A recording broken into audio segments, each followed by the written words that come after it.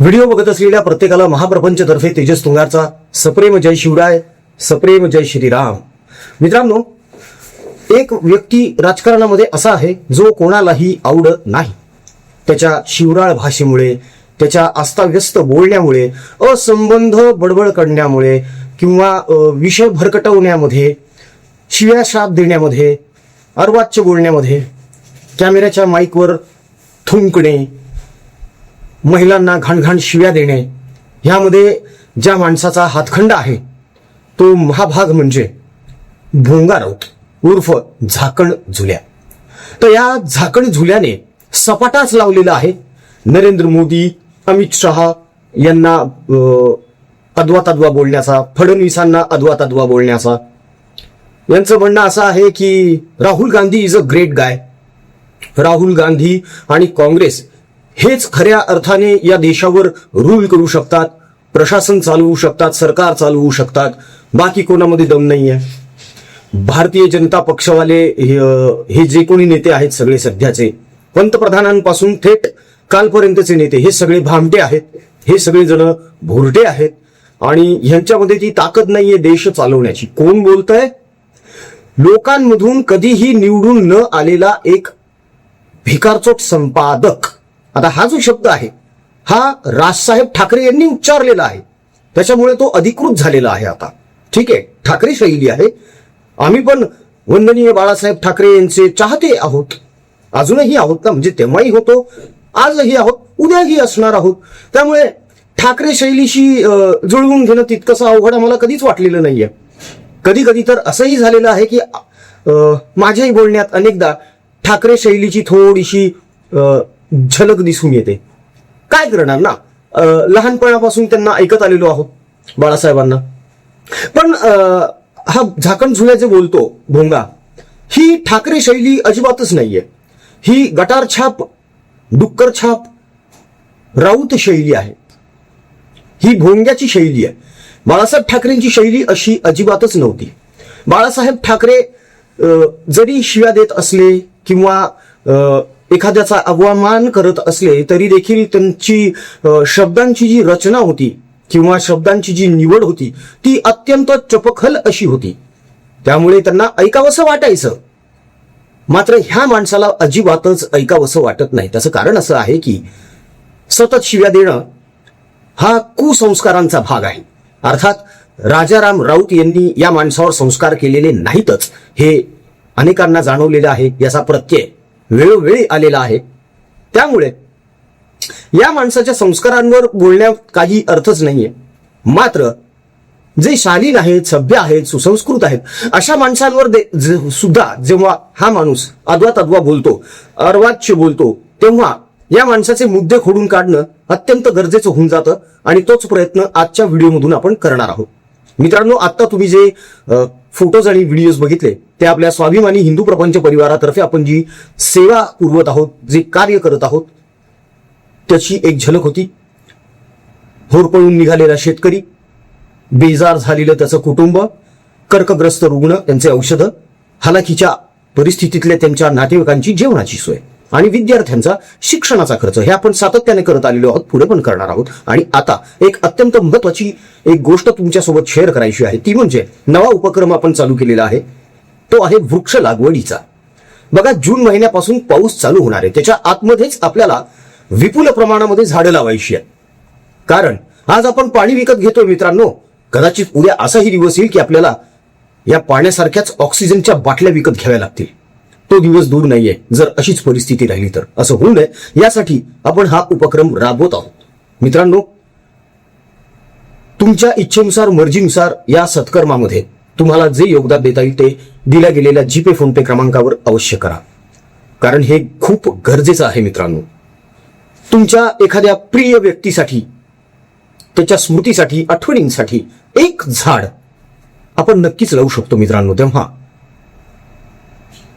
कृपया सहकार्य करा. आपण त्या झाडाला कुंपण करणार आहोत आणि ज्या व्यक्तीच्या नावाने आपण हे झाड लावणार आहोत त्याचं नाव देखील तिथे असणार आहे. तेव्हा कृपया पुढे या आणि निसर्ग वाचवा.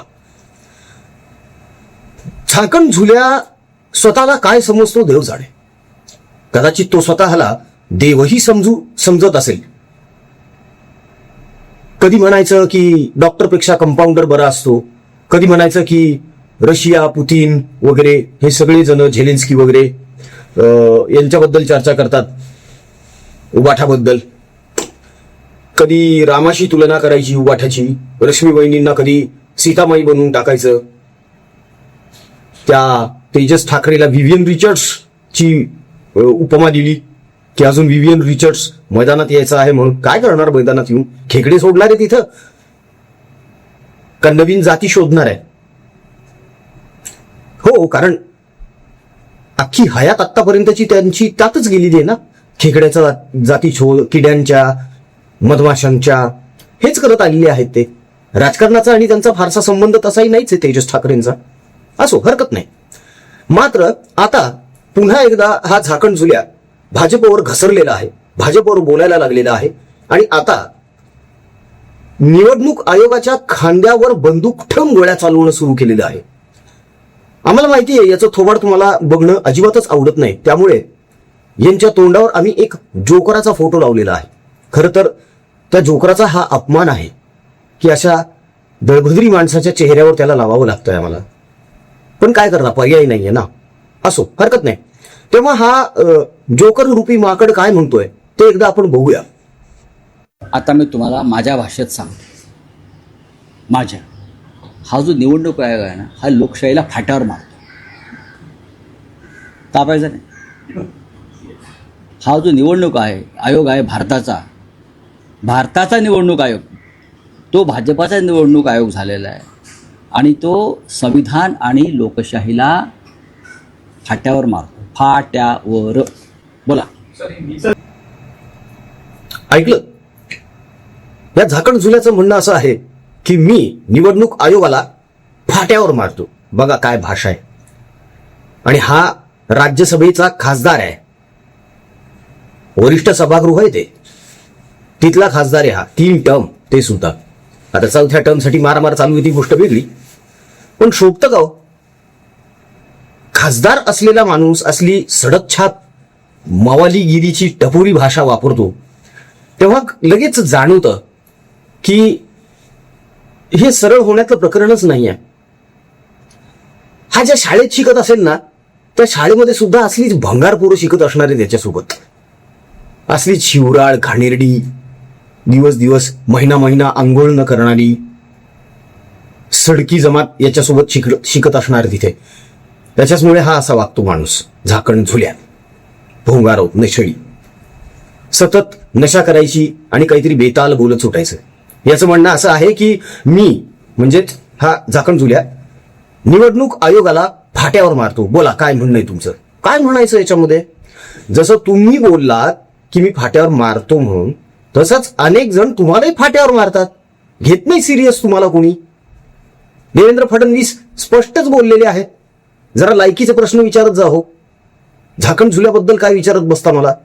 कोण संजय राऊत? लायकी काय त्या माणसाची? असं अनेक जण बोलले. नाना पटोलेंना तर किती इज्जत काढलेली आहे या माणसाची, तरी सुद्धा बेशरम सारखा हा माणूस टटर करतच असतो. आता म्हणे आदित्य सोबत पॅचअप झालेलं आहे. लाज वाटली पाहिजे. आपली कॉलर धरली ज्या पोरानं त्याच्याच पाय चाटत बसलेत आता तिथे मातोश्रीवर. बेशरम आहे ही, लाचारी आहे. झाकण झुल्याला सुद्धा माहिती आहे उबाटा सोडल्यानंतर कुत्र विचारणार नाहीये, व्हॅल्यू कुठंच नाहीये. कारण एकनाथ भाईंकडे हुशार माणसं आहेत, जरा दीपक केसरकर आहेत, सामंत आहेत, जरा बुद्धीनं काम करणारी लोक आहेत त्यांच्याकडे. असले निर्बुद्ध नाही आहेत त्यांच्याकडे सगळेच. ठीक आहे, भारतीय जनता पक्षाला तर यांची गरजच उरलेली नाहीये. काकांचा स्वार्थ साधला गेलेला आहे. ते राज्यसभेवर आहेत, त्यांना आता काही देणं घेणं नाहीये कुठल्याच गोष्टीशी.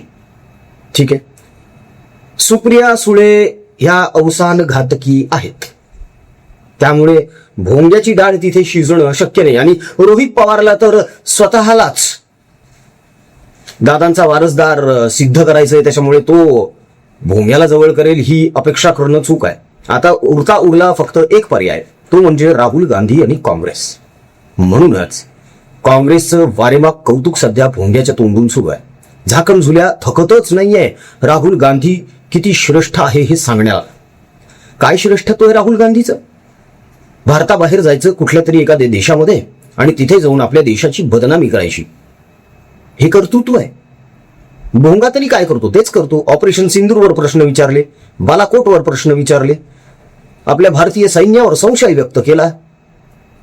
निर्लज्जपणाचा कळस आहे हा.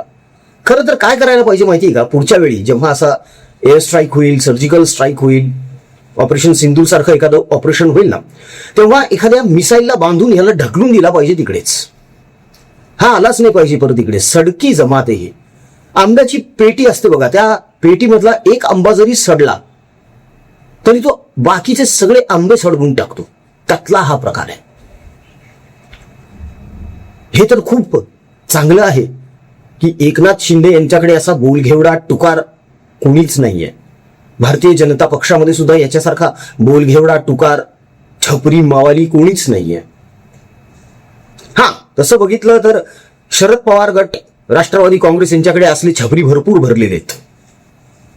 तो उत्तमराव, त्याच्यानंतर तो ज्ञानेश महाराव, तो विकास लवंडे, असे बरेच जण भरून ठेवलेले त्यांनी. मुद्दाम पाळून ठेवलेत, पोसून ठेवलेत. का? समाजामध्ये अराजक निर्माण करायचं आहे, अस्वस्थ करून टाकायचंय, समाजाला खिळखिळं करून टाकायचं आहे. हे ध्येय आहे काकांचं. आणि ह्या ध्येयामुळेच हे आयुष्यभर भावी पंतप्रधानच राहिलेले आहेत. आणि ह्यांची कन्या सुद्धा आजन्म भावी महिला मुख्यमंत्री असणार आहे, ह्यात तीळ मात्र शंका नाहीये. हा, आता भोंगा वरवर वरवर वरवर खूप करतो. झाकण झुल्या असं दाखवतो की मी पवारांचा खूप खास आहे, माझ्याशिवाय पवारांचं पानही हलत नाही. पवार कधी किकआउट करतील याला, कधी कमरेत लात घालतील तर याला कळणार सुद्धा नाही. त्याचं कारण आहे, जो पवारांपाशी गेला त्याचा कार्यभाग संपला. वस्तुस्थिती ही, तुम्ही विचार करा, सख्खा पुतण्या गेल्यानंतर दुसऱ्याच दिवशी पवारसाहेब दौऱ्यावर निघतात पाहणी करण्यासाठी. धरणाचं पाणी किती आहे, नदीला पाणी किती आहे, काय इतकी वर्ष काय केलं हो तुम्ही मग बारामतीमध्ये?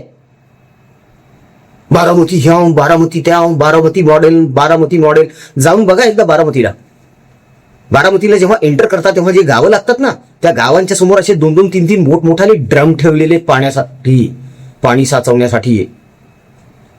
त्यामध्ये थोडं वाकून बघितलं ना, त्या ड्रम मध्ये तळाला सुद्धा पाणी लागणार नाही, दिसणारच नाही. अशी अवस्था, अशी परिस्थिती. मग कशाचं आलं बारामती मॉडेल? सगळा हा फुगवलेला फुगा आहे, टर्रेबाजी आहे ही सगळी. संजय राऊतांसारख्या, झाकण झुल्यासारख्या या लोकांना हाताशी धरून हे स्वतःचं ब्रँडिंग करून घेतात, बस, बाकी काही नाही. आणि ह्या झाकण झुल्याला सुद्धा त्यामध्ये धन्यता वाटते यांचं ब्रँडिंग करण्यामध्ये. आता काय करणार नाही का? राज्यसभा खासदारकी टिकवायची असेल तर हा लाळघुटीपणा करावाच लागणार आहे झाकण झुल्याला. म्हणजे निवडणूक आयोग हा भाजपचा बटीक झालेला आहे आणि निवडणूक आयोगाच्या कार्यालयावर भारतीय जनता पक्षाचा झेंडा फिरवला जातो म्हणे. तिथे तो झेंडा लावलेला आहे म्हणे. हा कधी गेला होता तिथे बघायला? बघा, निवडणूक आयोग हा स्वतंत्र आहे, त्यांचे विशेष अधिकार आहेत, त्यांची एक कार्यप्रणाली आहे. त्या कार्यप्रणालीनुसारच ते काम करतात. कायद्याच्या कसोटीत जे बसतं तेच हे लोक करतात. आता तुम्ही काहीही करत बसणार आणि त्याचं खापर निवडणूक आयोगावर फोडणार, याला काही अर्थ नाही ना. तुमचा पराभव आहे, तुमचं अपयश आहे, तुम्ही कर्तृत्वहीन आहात. यात निवडणूक आयोगाचा काय दोष आहे? मग नंतर म्हणायचं की मी निवडणूक आयोगाला फाट्यावर मारतो. निवडणूक आयोग तुम्हाला फाट्यावर मारतो. जर आतापर्यंत निवडणूक आयोगानं तुम्हाला फाट्यावर मारलं नसतं ना, झाकण झुल्याला आणि त्याच्या मालकाला, तर पक्षचिन्ह, नाव याचा न्याय निवाडा केव्हाच झाला असता. कारण बॉल सध्या निवडणूक अधिकाऱ्यांच्या हातात आहे, निवडणूक आयोगाच्या हातात आहे. बॉल सध्या त्या कोर्टमध्ये आहे. ठीक आहे. झाकण झुल्या जर अशीच बडबड करत राहिला आणि खरंच जर निवडणूक आयोगानं यांना धडा शिकवायचा ठरवला तर हे त्या घरकोंबड्याला म्हणजेच झाकण झुल्याच्या मालकाला आणि झाकण झुल्याला किती महागात पडेल मित्रांनो. आहे ना, कधी कधी असं वाटतं की झाकण झुल्या मुद्दामच असं बोलत असावा. आपल्या मालकाला अडचणीत आणण्यासाठी आणि सूड घेण्यासाठी कॉलर धरली होती ना आदित्यने, त्याचा बदला तर घ्यावाच लागेल झाकण झुल्याला. शपथ घेतलेलीच आहे तशी, पण मातोश्रीला कधी एकदा कुलूप लावेन याची. त्या दृष्टिकोनातून झाकण झुल्याची वाटचाल सुरू आहे. मित्रांनो, तुम्हाला काय वाटतं कमेंटमध्ये निश्चित कळवा. जाता जाता विनंती आहे, आपले बेजार झालेले शेतकरी, त्यांचं कुटुंब यांच्यापर्यंत अन्नधान्य आपण पोहोचवत आहोत, बी बियाणं पोहोचवत आहोत, त्यांच्या घरांची डागडुजी करून देत आहोत. कॅन्सरग्रस्त रुग्णांचे औषधं, त्यांच्या हलाखीच्या परिस्थितीत असलेल्या नातेवाईकांच्या जेवणाची सोय आणि विद्यार्थ्यांच्या शिक्षणाचा खर्च आपण उचलत आलेलो आहोत तुमच्या सहकार्यानं, तुमच्या आशीर्वादानं आणि पाठिंब्यानं. आता आपण नवीन उपक्रम धडाक्यात चालू करत आहोत, तो म्हणजे वृक्ष लागवडीचा. ज्याप्रमाणे पाण्याची बाटली विकत घेतो ना, त्याप्रमाणे ऑक्सिजनची बाटली आपल्याला विकत नाही घ्यायची. म्हणूनच हे करायचंय आणि ते पुढच्या येत्या 20 ते 25 दिवसांच्या आतच करायचंय. त्याचं कारण असं आहे की मग पावसाळा सुरू होणार आहे, पाणी भेटत जाईल त्या झाडांना. आम्ही ग्वाही देतो, तुम्ही फक्त झाड लावा. झाड लावण्यासाठी आम्हाला मदत करा, त्याचं संगोपन आम्ही करू आणि निष्ठेने करू. आपल्या प्रियजनांसाठी, त्यांच्या स्मृतीसाठी, आठवणीसाठी एक झाड आपल्यातर्फे प्लीज. तेवढं सहकार्य नक्की करा मित्रांनो. समाजाप्रती आपलं काहीतरी कर्तव्य आहे, पुढच्या पिढीसाठी आपलं काहीतरी कर्तव्य आहे, याची जाणीव मनामध्ये ठेवा आणि सहयोग करा. व्हिडिओ आवडला असेल तर कमेंट करा, लाईक करा, चॅनलला सबस्क्राईब करा. जय हिंद, जय महाराष्ट्र, वंदे मातरम, जय शिवराय, जय शंभूराजे, जय भवानी, जय जगदंब, भारत माता की जय. जय